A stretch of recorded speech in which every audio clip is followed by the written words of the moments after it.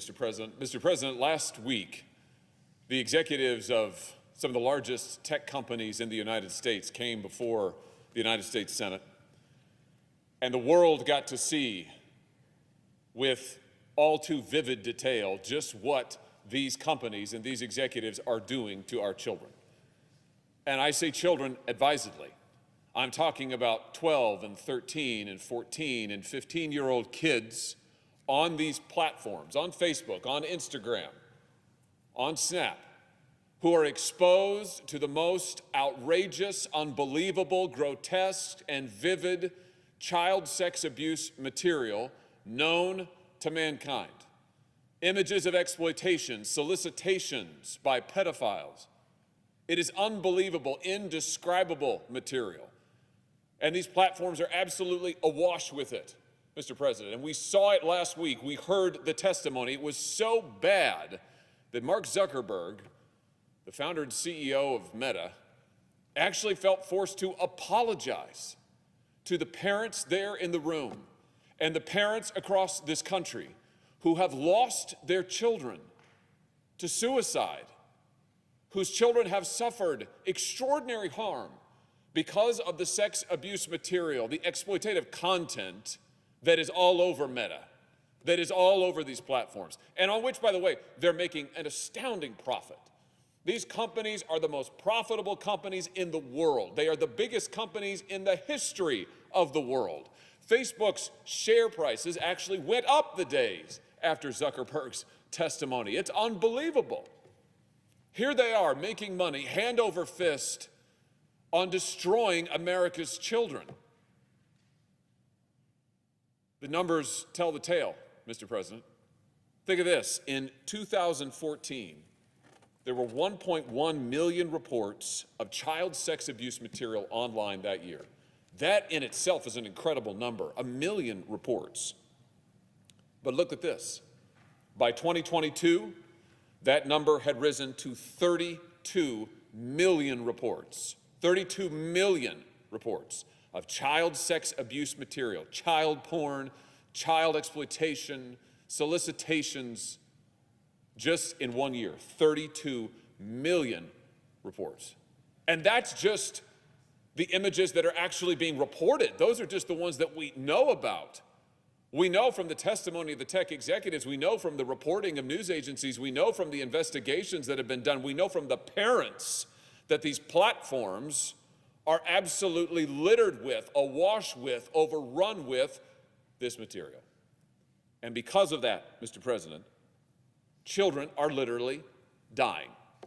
Is it any coincidence that since the introduction of the smartphone and the ubiquity of these platforms in the hands of young people, that suicide rates, mental health crises have skyrocketed in this country? Oh, and the platforms know, by the way. They absolutely know.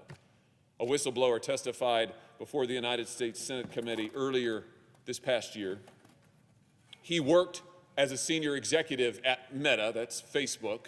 He knows Mark Zuckerberg personally. He was hired by Zuckerberg personally. He reported in part to Zuckerberg. Here's the thing, though. He had a teenage daughter.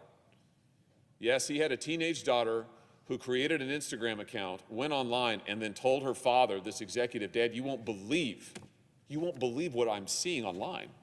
You won't believe what's happening to me online. So he looked into it, as any father would.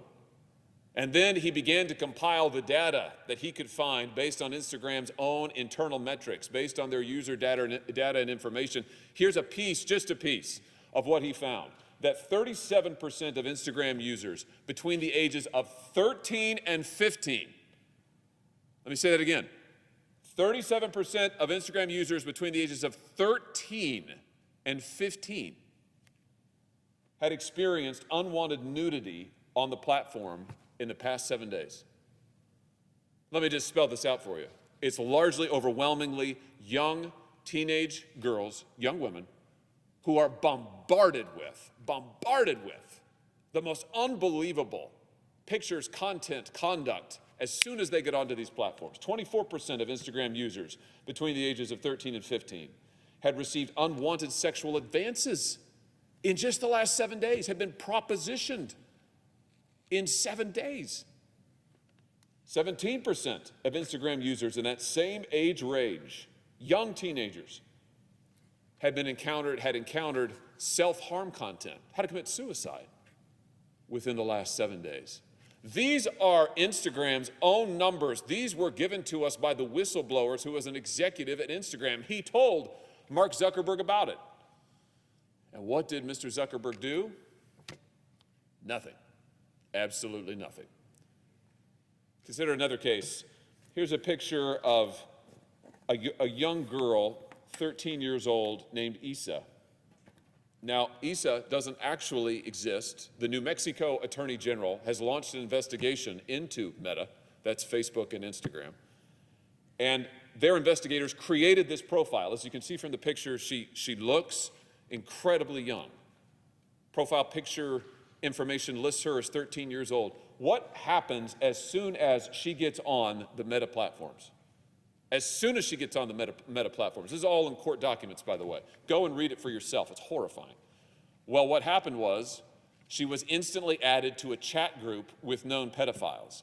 What happened was her account was instantly bombarded with sexual material from older men. What happened was she was instantly sent multiple images of child sex abuse material over and over and over and over.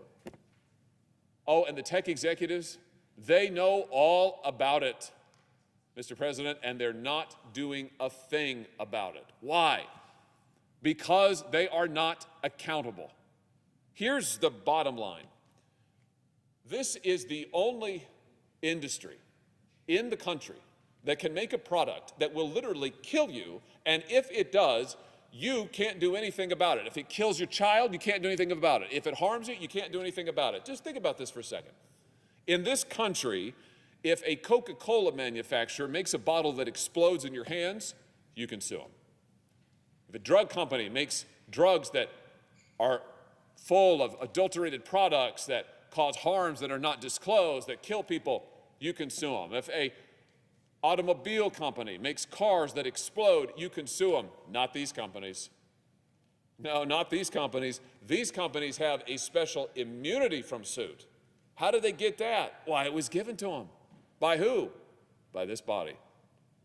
This body, almost 30 years ago, gave these powerful corporations a total blanket immunity. They cannot be held responsible. They make products that kill. They cannot be held responsible. That's why we're here today, Mr. President. The Senate Judiciary Committee has heard testimony over and over again. We've written bills, we've marked them up, and the bill that I want the Senate to address today is one that has passed the Senate Judiciary Committee, get this, unanimously. Unanimously. Every Democrat, every Republican. What does it do? Simple. It allows victims to have their day in court. It gives victims of these tech platforms the same right that victims of some car company or drug manufacturer or other product maker would have, the right to get into court, the basic American right to be heard, the right to hold accountable the most powerful corporations in the history of this nation. That's what this bill does. I'm proud to co-sponsor it. I'm proud that it received unanimous support in the committee. Mr. President, I'll just say this. We have had hearings and hearings and hearings. We've had talk until there's no more talk to be done. It is time for Congress to act. Mr. Zuckerberg's apology is nice, but that's not going to help the victims of child sex abuse. What will help the victims of child sex abuse is the right to hold these companies accountable. It is time for Congress to act because, let's be honest, Congress helped create the problem. You want to know why there's sex abuse content overwhelming the internet? Because Congress enabled it. Congress did. Congress did. And the refusal now to allow victims to have their basic rights in court is allowing that child sex exploitation to continue and continue and continue. It's time to break the cycle. So I said, after Zuckerberg and the others came before the committee, after they apologized. I said, now it's time for Congress to act. Let's take the work that we've done, let's put it on the floor, let's act. Let's see where we are. Let's do something for victims. Let's right the wrongs that this body has helped create, and let's give victims the right to be heard. And so, Mr. President, as if in legislative session, and notwithstanding Rule 22, I ask unanimous consent that the Senate proceed to the immediate consideration of calendar number 69 S1199. Further, that the bill be considered read a third time and passed, and that the motion to reconsider be considered, made, and laid upon the table with no intervening action or debate. Is there objection? Mr. President, reserving the right to object. The senator from Oregon. Mr. President, I very much share the stated goals of the Stop CSAM Act. Child sexual abuse material is a toxic plague on the internet. There are real victims who need real support and criminals who must be hunted down and locked up. I take a back seat to no one when it comes to helping kids and punishing predators. However, this bill would weaken the single strongest technology that now protects children and families. That's strong encryption. It will make it easier to punish sites that use encryption to secure private conversations and personal devices. While Stop CSAM sponsors have argued that the bill does not target encryption, the bill explicitly allows courts to punish companies that offer strong encryption. It also would encourage scanning of content on users' phones or computers before information is sent over the internet, which has the same consequences as breaking encryption. Mr. President, weakening encryption is probably the single biggest gift that you can give to the predators and the monsters who want to stalk and spy on kids. Sexual predators will have a far easier time stealing and extorting photographs of children, tracking their phones and spying on their private messages once encryption is briefed. Doing so threatens the privacy and security of every single law-abiding American. I also think it's surprising that the senator is asking to pass the bill at the very same time this bill's sponsor is reportedly circulating an updated version of the bill with a number of changes. Although that new version of the legislation has not been made public, it would certainly be a mistake to pass legislation that apparently is still in the process of being revised. Mr. President, what this is all about is, are you going to talk about doing something that's effective, or are you going to actually take effective action? And I have proposed doing just that. We ought to focus on giving law enforcement officials the tools they need to find and prosecute criminals responsible for exploiting kids and spreading the vile materials online. That way we can help kids from becoming victims in the first place. Let me also say, Mr. President, that we can do this if members support my bipartisan Invest in Child Safety Act. The bill directs $5 billion in mandatory funding to do three things which would ensure that we had an effective response for the families and the parents. One, give law enforcement agencies the tools and personnel they need to catch the predators who are creating and spreading CSAM. Fund community-based programs to prevent at-risk kids from becoming victims in the first place. 3, invest in programs to support survivors of abuse. Any legislation, Mr. President, that doesn't include these pieces is missing the point. Therefore, I object. Mr. President. Objection is heard. Mr. President. Senator from Missouri. Well, Mr. President, I mean, there you have it. There are the big tech talking points. The problem is that they're entirely false. I have the bill text in front of me, the bill text that, again, passed unanimously out of the Senate Judiciary Committee that explicitly exempts encryption technology. Page 184, lines 15 and following. Page 185, lines 1 through 18. You can read it for yourself. Explicitly exempts it. That's not true at all. It's flatly false. Mr. President, I've been on this floor over and over and over again on this issue. And every time we're told, not today, not this, a little more of that, maybe if it were more bipartisan. This has unanimous support from the Judiciary Committee. Unanimous, every Republican, every Democrat.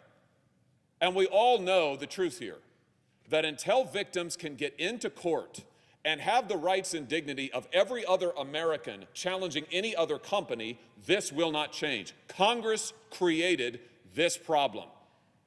Congress created it by giving the most powerful companies in the world a sweetheart deal that they still have to this day. It's an easy choice. Are you with the corporations or are you with the American people?